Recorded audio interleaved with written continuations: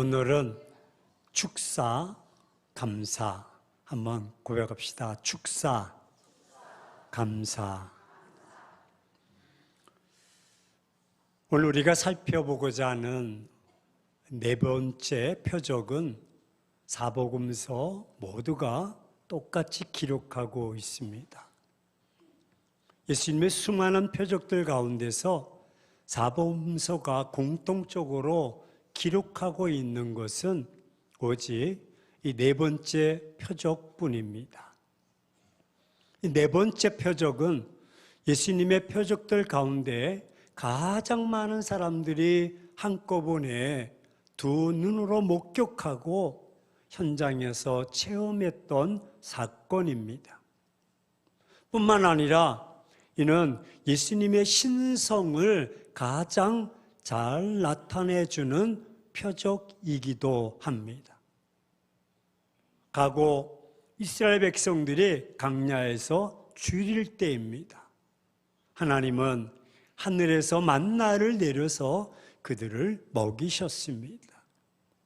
마찬가지로 큰 무리가 벳세다 빈들에서 줄이고 있을 때입니다. 예수님은 표적을 행하셔서 그들을 그곳에서 배불리 먹이셨습니다. 오늘 본문은 그래서 그 후에라는 말씀으로 시작합니다. 5장에 보면 예수님은 예루살렘 양문 곁에 있는 베데스다 연못가에서 무려 38년 된 병자를 고쳐주셨습니다. 하지만 그날은 안식일이었습니다. 왜? 유대인들은 예수님의 안식일을 범했다고 해서 예수님을 핍박하기 시작합니다. 그뿐만이 아닙니다. 예수님은 이 일로 인해서 어려움을 당하는데 자신을 하나님과 동등으로 삼으신다고 해서 예수님을 심지어 죽이고자 했습니다. 그래서 예수님은 예루살렘을 떠나서 갈릴리로 돌아오셨습니다. 물론 요한복음에서는 예수님께서 갈릴리에서 행하신 표적들을 모두 생략하고 있습니다. 하지만 다른 복음서는 예수님이 5,000명을 먹이신 표적 앞에 있었던 중요한 사건들을 기록하고 있습니다. 많은 사역, 즉 제자들은 예수님의 보내심을 받고 열심히 복음을 애쓰고 수고하며 전했습니다. 그러므로 예수님은 이제 제자들에게 휴식이 필요한 것을 아셨습니다. 애쓰고 수고했다. 그리고 더욱이 세례 요한의 죽음으로 인해서 예수님뿐만 아니라 제자들까지도 마음이 아팠을 것입니다. 왜냐하면 예수님의 제자들 가운데는 몇몇은 예수님의 뒤를 따르기 전에 세례 요한의 제자였기 때문입니다. 이와 같은 모든 상황에서 예수님은 안 되겠다. 잠시 동안이라도 제자들과만 함께하는 시간을 가지시기를 원하셨습니다. 그렇다면 예수님께서 제자들과 함께 하려는 장소는 어디입니까? 예수님은 제자들과 함께 배를 타시고서 갈릴리 바다 곧 디베랴 바다 건너편으로 가셨습니다. 예수님은 배를 타시고서 갈릴리 바다 건너편으로 가셨다고 말씀하십니다. 그리고 본문은 2절에서 큰 무리가 예수님을 따랐다고 덧붙입니다. 이미 예수님은 많은 사람들에게 널리 알려지셨던 것입니다. 그들은 예수님과 제자들이 탄 배가 어디로 가는지 눈여겨보았을 것입니다. 왜? 적어도 13명이 탄 배입니다. 따라서 그리 적지는 않았습니다. 사람들은 육안으로도 이 배가 어디로 향하고 있는지 충분히 짐작해 볼 수가 있었을 것입니다. 예수님의 본 동네 가버나움에서 벳세다까지는 배로 가면 한 4마일 정도 걸립니다. 이는 걸어서 도보로 가더라도 한 2시간이면 충분히 갈 수 있는 거리입니다. 따라서 사람들은 부지런히 그곳으로 달려갔던 것입니다. 예수님을 따르던 자들에게는 신기하고 놀라운 일들이 계속 이어지고 있습니다. 여러분, 그날도 예수님께서 디베라 갈릴리 바다 건너편으로 가심에 큰 무리가 따랐고요. 이때는 유대인의 명절이 가까운 시간이라서 평소보다 많은 자들이 예수님께 나왔습니다. 예수님께서 눈을 들어 큰 무리가 자기에게로 오는 것을 보셨습니다. 그리고는 빌립에게 말씀하십니다. 빌립아, 우리가 어디서 떡을 사서 이 사람들을 먹일 수 있겠느냐라고 말합니다. 예수님은 이 많은 무리들이 시장할까 봐 걱정하셨습니다. 그래서 빌립에게 이 사람들을 먹일 수 있는 떡을 어디서 구할 수 있는가를 물으셨습니다. 하지만 빌립의 대답은 달랐습니다. 빌립은 대답합니다. 예수님, 아니 지금 보시고 계시지 않습니까? 각 사람에게 조금씩 받게 할지라도 적어도 약 한 200데나리온의 어치의 떡이라도 아마 부족할 것입니다. 200데나리온 어치의 떡을 가져도 부족하다는, 불가능하다는 답을 합니다. 즉 불가능합니다. 하지만 빌립의 말은 맞는 말입니다. 왜냐하면 당장 200데나리온이라는 큰 돈도 없습니다. 아니 설사 그런 돈이 뚝 떨어졌다 할지라도 문제가 있습니다. 한 번에 이 많은 사람들이 먹을 수 있는 떡을 구하는 것도 어려운 현실이기 때문에 어려운 것입니다. 예수님과 빌립의 이야기를 듣고 있던 뜻밖의 인물이 말합니다. 그 사람은 바로 시몬 베드로의 형제 안드레였습니다. 여기 한 아이가 있습니다. 이 아이가 보리떡 5개와 물고기 2마리를 가지고 있는 것을 제가 보았습니다. 그래서 이 아이 양식을 가지고 왔습니다. 그런데 그것이 많은 사람들에게 얼마나 도움이 되겠습니까? 다시 말해서 어린아이 도시락으로 챙겨온 물고기 2마리와 보리떡 5개입니다. 그러면서 이것을 예수님께 내밀면서 말합니다. 고작 이 정도의 상황인데 어쩔 수 없다는 말입니다. 아무리 생각해도 이건 너무나 보잘것없는 현실입니다. 이것으로 무엇을 할 수 있겠습니까? 잘못했다가는 많은 사람들에게 놀림거리가 될 수 있습니다. 아니 그렇지 않아도 여러분 배고픈 사람들은요 신경이 예민합니다.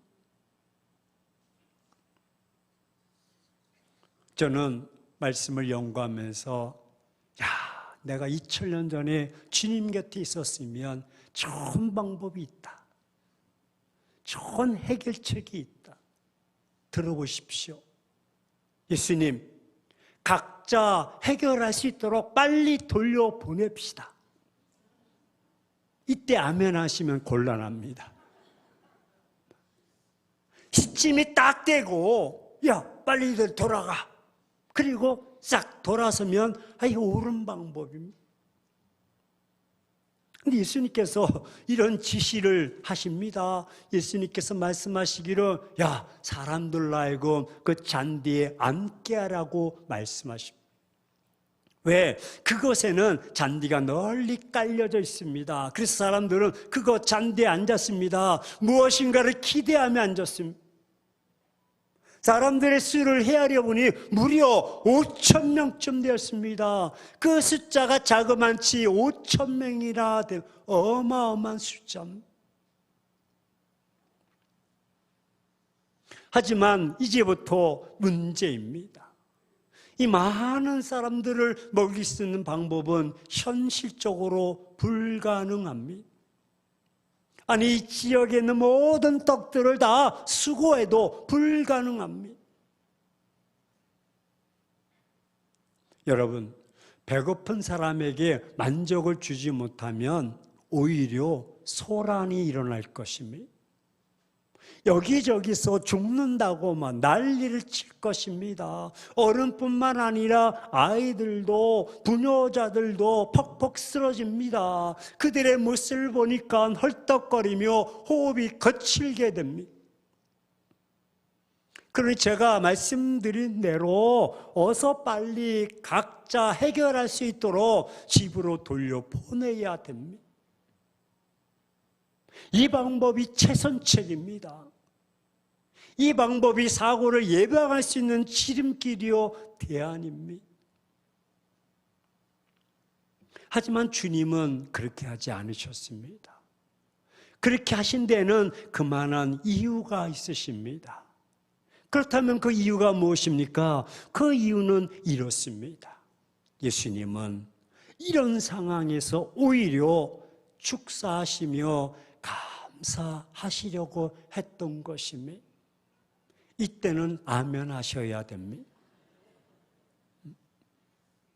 그렇습니다. 예수님은 사람들을 자리에 앉게 하셨습니다. 그리고 예수님은 조금 전 안드레가 가져온 어린아이 도시락을 손에 잡았습니다. 그리고 모든 자들을 지켜보는 가운데서 축사하십니다. 축사가 마치자 예수님께서 앉아있는 자들에게 나눠주라고 말씀하십니다. 그리고 물고기도 그렇게 축사하시고 그들로 하여금 원대로 주셨습니다. 예수님께서 떡을 가지시고 축사하셨어요. 그렇다면 여기서 축사란 어떤 의미입니까? 여기서 축사란 축복하고 감사하는 것. 한번 따라서 고백합시다. 축복하고 감사하는 것. 쉽게 말하면 우리가 식사 기도를 하는 것처럼 감사하는 것입니다. 아니, 떡이 턱없이 모자란 상황입니다. 보십시오. 예수님 혼자서 떡을 들고 감사하는 모습을 본 사람들은 어떤 생각을 했을까요? 필경 예수님 혼자서 지금 식사를 대표적으로 하시려고 하는 생각 아마 했을 것입니다. 네. 놀라운 일이 벌어지고 있습니다. 축사하시고 앉아있는 자들에게 나눠주시고 물고기도 그렇게 주시니 그들의 원대로 주시니라. 예수님께서 축사하신 그 도시락은요, 거기에 모인 5천 명을 다 먹입니다. 그리고는 남을 만큼 풍성한 떡과 물고기로 제공되었습니다. 거기 모인 자들이 원하는 만큼 충분히 먹고 남았습니다. 조각이 12바구니에 가득 차게 담겨지는 기적이 일어났습니다. 반전의 역사가 일어났고요, 누림의 역사가 나타났습니다. 그렇습니다. 예수님 곁에서 똑바로 눈을 뜨고 지켜보던 제자들도 믿을 수 없는 광경이었습니다. 아니, 이 상황을 기록한 요한도 그 자리에 있었습니다. 하지만 이 일이 어떻게 된 것인가를 자세히 그도 설명하지 못하고 있습니다. 왜? 불가능한 일이었기 때문에. 하지만 축사하시고 나누어 주었다는 말 외에는 아무 말을 하지 못하는 것입니다. 예수님의 축사 이후에 나타나는 기적을 인간의 언어로 표현할 수가 없는 것입니다. 단지 축사를 하셨을 뿐입니다. 이것을 눈으로 보면서도 설명할 수 없는 일입니다. 이것을 어떻게 일어났는지 설명을 못하는 것입니다. 분명히 그 손에는 보리떡 5개와 물고기 2마리 뿐이었는데 이게 웬일입니까? 5,000명이 다 배불리 먹고도 12강주리가 남는 현장에 있는 것입니다. 생각해 보십시오. 이 상황은 축복하고 감사할 상황이 아닙니다. 모자란 상황입니다. 아니, 잘못된 표현입니다. 없는 상황입니다. 여러분, 배고픈 사람들로 인해서 복잡한 문제의 상황입니다. 이 상황을 예수님께서 감사로 해결하셨습니다. 그렇다면 예수님께서 보여주신 감사는 어떤 감사입니까? 이날 예수님의 감사는 예수님을 따르는 자들을 축복하시는 예수님의 특별한 은총인 줄로 믿습니다. 왜? 배고픔도 마다하지 않고 예수님을 따르는 큰 물을 향한 예수님의 축복 선언인 것입니다. 이들을 축복하신 증거가 여러분 그들이 원하는 대로 풍성하게 먹게 하신 것입니다. 예수님의 축사는 누구에게나 넘치도록 풍성한 결과를 주십니다. 우리가 본문을 깊이 살펴보면요, 이는 떡을 축사하신 것이 아닙니다. 예수님을 따르는 무리들을 축사하신 것입니다. 떡이 아니라 예수님의 특별한 떡을 먹을 자들을 축사하신 것입니다. 예수님은 당신을 따르는 자들의 숫자나 형편에 전혀 문제를 삼지 않습니다. 왜? 하나님께서 이스라엘에 있었고 보시기에 좋았더라. 무에서 유를 창조하시는 하나님이십니다. 그렇다면 한 가지 의문점이 있습니다. 그럼 빌립에게 어떻게 이들을 먹일 것인가를 질문하신 것은 무엇입니까? 그것은 예수님에 대한 제자들의 신앙을 점검하신 것입니다. 이들을 먹일 걱정과 염려 때문에 야 빌립아 어떡하냐 던지신 질문이 아닙니다. 예수님께서는 당신을 따른 자들을 끝까지 책임져 주십니다. 푸른 물밭으로 쉴만한 물가로 여호와 로이 목자 되신 하나님이십니다. 예수님을 따른 자들을 배고프고 목마르게 지치게 하지 않습니다. 어떤 상황 속에서도 책임져 주시는 예수님을 모두에게 지금 보여주고 있는 것입니다. 그리고는 예수님께서 버리는 것이 없게 하라고 말씀하십니다. 예수님께 받은 복은 낭비되는 것이 없어야 됩니다. 풍성함과 낭비는 구분이 되어야 더 큰 복을 누릴 수가 있는 것입니다. 사랑하는 행복한 교회 성도 여러분, 그렇다면 지금까지 내가 먹고 마시며 살아온 날들이 누구 때문이라고 생각하십니까? 내가 직장을 열심히 잘 다니고 사업 장사를 잘하는 것이 열심히 노력해서 얻는 결과라고 생각합니다. 예, 맞습니다. 전혀 틀린 생각이 아닙니다. 내가 열심히 노력을 했습니다. 무더운이 애를 썼습니다. 고생도 했습니다.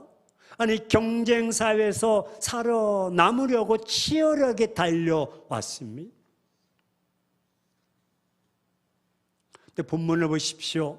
본문에도 오병의 현장에는요 도시락의 헌신이 있었습니다. 빌립이 계산하는 지혜도 있었습니다. 노력도 있었습니다. 안드레 헌신은요 5,000명 사람 가운데 어린아이를 다 여기저기 다니면서 먹을 것이 있는지 없는지 여러분 무리해서 도시락을 찾아온 그 열정이 있었습니다. 어린아이 헌신을 한번 보십시오. 만약에 자기가 먹겠다고 그거 움켜쥐고 울고 때렸으면 곤란하지 않았겠습니까? 자기가 먹겠다고 움켜쥐고 도망가면 끝납니다. 저도 손주들을 키우는데요. 어느 날 애들이 배고프다고 같이 셋이 있는데 과자봉지 하나가 있어가지고 큰아이한테 야, 네가 좀 나눠줘. 근데 아이가 딱 보니까 자기가 딱 좋아하는, 싫어, 안 줄래. 그 동생들은 오빠 할아버지가 나눠 먹으라는데 왜 그래, 줘, 안 돼, 줘, 막 싸워.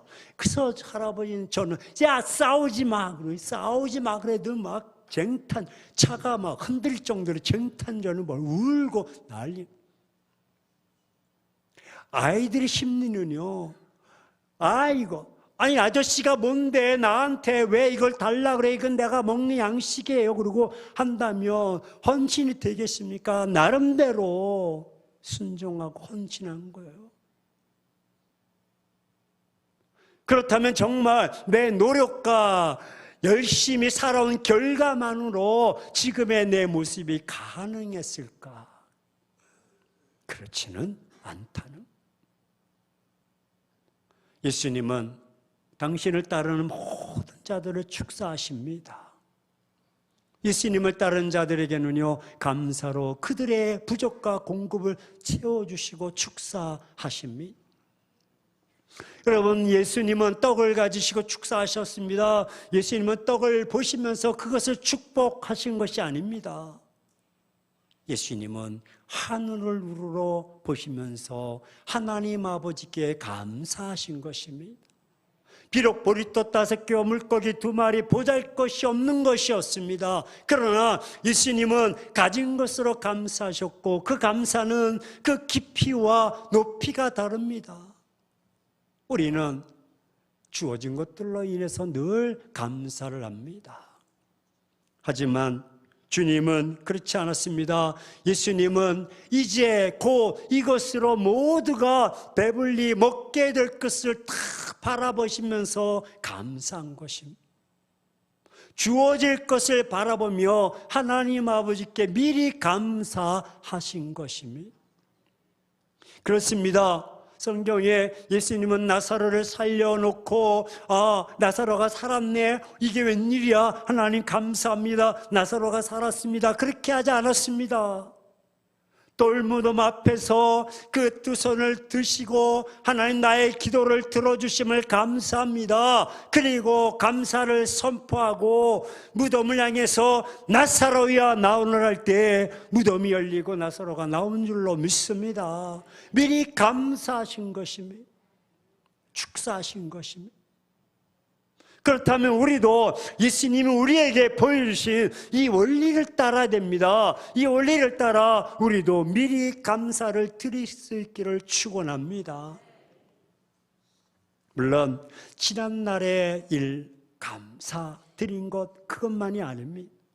현재 손에 쥐고 있는 것만 감사를 드릴 것이 아니라 앞으로 되어질 일을 믿음으로 내다보면서 미리 감사할 수 있는 저와 여러분 되기를 축원합니다. 그리하면 우리도 표적을 체험하게 될 것입니다. 그렇습니다. 저는 지금 내가 누리는 모든 것이 예수님의 이 축사의 결과입니다. 나를 향하신 예수님의 그 감사와 축복이 오늘 나의 모든 것을 누리게 하셨음에 대한 믿음을 가져야 됩니다. 내가 주를 따르는 삶을 살기에 그 복을 내려주신 것입니다. 그러므로 내가 누리는 모든 것은 예수님께로부터 온 것이요, 예수님의 축사가 없었다면 내가 아무리 애쓰고 노력하고 수고해도 지금 내 모습은 없는 것입니다. 이 사실을 여러분 믿음으로 갖고 예수님의 축사에 감사하는 신앙을 갖기를 주의 이름으로 축원합니다. 저는 곰곰이 감사는 예수님의 공급과 체험을 받는 비결이요, 감사는 주신 복을 귀중히 여기고 낭비하지 않는 것이요, 감사는 현재와 내세에 더 큰 복을 누리는 것이요, 감사는 내 삶에 지금도 오병이어의 기적을 체험하는 비결이다 생각합니다. 아멘이십니까? 예수님은 감사하는 곳에 지금도 오병이어의 기적을 주십니다. 그렇습니다. 예수님의 축사는 지금도 계속되고 있습니다. 어제도 오늘도 내일도 우리가 필요한 모든 것을 공급해 주시겠어서 지금도 예수님은 우리의 삶의 현장에 축사하고 계십니다. 사랑하는 행복한 교회 성도 여러분, 오늘부터 오병이의 기적을 다시 체험합시다. 먹을 것을 주심은 건강을 주심입니다. 이제부터 우리의 삶이 더욱 건강해지는 복을 받는 시간이 되기를 바랍니다. 부족할수록 감사해야 기적이 나타납니다. 오병이어의 5,000명을 도시락 한 개의 헌신으로 채워주셨음을 우리 놓치지 말아야 됩니다. 그러므로 결단합시다. 특별히 금주는 우리가 예수님께 감사하는 날로 한번 정해봅시다. 감사함으로 무한함을 누리는 날, 감사함으로 결코 다함이 없는 삶, 감사함으로 줄어드는 법이 없는 삶이 되기를 축원합니다. 그러므로 어떤 경우에도 우리를 향하신 예수님의 은혜가 이제는 한계가 다다랐어 라고 생각하지 맙시다. 예수님의 은혜는 늘 새롭기 때문입니다. 예수님은 언제나 우리에게 새로운 은혜를 풍성하게 허락해 주십니다. 요한복음 10장 10절에도 내가 온 것은 양으로 생명을 얻게 하고 더 풍성하게 얻게 하려고 말씀하십니다. 예수 그리스도는 어제나 우리나 영원토록 동일하십니다. 우리가 예수님에게 감사함으로 나오면 예수님은 언제나 우리를 기쁨으로 영접해 주십니다. 우리의 모든 문제를 해결해 주시고요, 우리의 부족을 채워주시고 우리의 삶을 풍성케 하십니다. 이제부터 감사함으로 우리 모두 예수님 안에서 풍성한 삶을 누리며 나아갑시다. 감사는 위기를 기회로 만들고요, 감사는 포기를 기대로 만들고, 감사는 절망을 희망으로 바꿔주고요, 감사는 화를 복으로 바꿔주고, 감사는 죽음을 생명으로 바꿉니다. 이제부터 감사함으로 이런 체험을 누리며 살아갑시다. 이런 경험을 간증하며 나눕시다. 금주 미션을 드립니다. 우리 행복한 교회는 3일째 예배 공동체로 가정에서 모여서 함께 주말에 꼭 말씀을 나누며 고백할 때 그 중에 한 사람이 여러분 두 손 들고 한번 축사 한번 해보십시오. 감사의 축사를 예수님처럼 한번 해보십시오. 우리도 예수님처럼 가정의 감사 축사를 행해봅시다. 이렇게 한번 행해보시기 바랍니다. 금요일 날이나 아니면 오늘부터라도요, 꼭 시간을 내어서 식구들이 삶에서 얻었던 좋은 일들을 다 고백하며 그 고백을 듣고 남편이, 아버지가, 아내가, 어머니가, 부모가 감사 축사를 해봅시다. 하나님 이렇게 복을 주심을 감사합니다. 할렐루야. 또 마음의 소원과 기도의 제목이 있다면 미리 하나님 그렇게 허락하실 줄로 믿습니다. 회복시켜 주실 줄로 믿습니다. 채워주실 줄로 믿습니다. 열어주실 줄로 믿습니다. 라고 감사 축사를 해보는, 드신 날과 드시지 않는 날의 차이점을 아실 겁니다. 아로나민 골드. 웃자고 하는 얘기가 아니라 해보십시오. 마침내 저와 여러분의 가정에 반전의 역사가 나타날 줄로 믿습니다. 누림의 역사가 임할 줄로 믿습니다. 넘침의 은혜가 임할 줄로 믿습니다. 여러분, 오병이의 기적을 지식으로 성경적으로 알므로 끝나지 마십시오. 그 오병이의 기적의 감사가 우리 가정에도 임하게 합시다. 기적이 임하게 하시고 감사가 넘치도록 한번 해봅시다. 설교는 듣는 것으로 끝나지 않습니다. 그랬어, 좋았겠네로 끝나는 것이 아니라 그 말씀이 나의 현장에서, 내 가정에서 내가 고백하며 축복할 때에 그 가정이 역사가 일어나는 것입니다. 불가능이 가능함으로 바뀌어질 줄로 믿습니다. 이번 말씀 꼭 비워잡고 주말에 한번 가족끼리 모여서 한번 선포해 봅시다. 하나님 어떻게 역사하시고 어떻게 일하신가를 경험할 때 마침내 그렇게 실천하고 경험하는 여러분의 가정에 오병이 역사가, 체험 역사가, 남음의 역사가 있기를 주의 이름으로 축원합니다.